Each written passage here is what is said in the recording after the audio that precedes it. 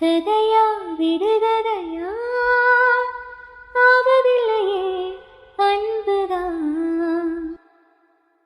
திங்கள் வந்து தீண்டும் போது என்ன வண்ணமோ மனசுல, திங்கள் வந்து காயும் போது என்ன வண்ணமோ நினப்புல. வந்து வந்து போகுதம்மா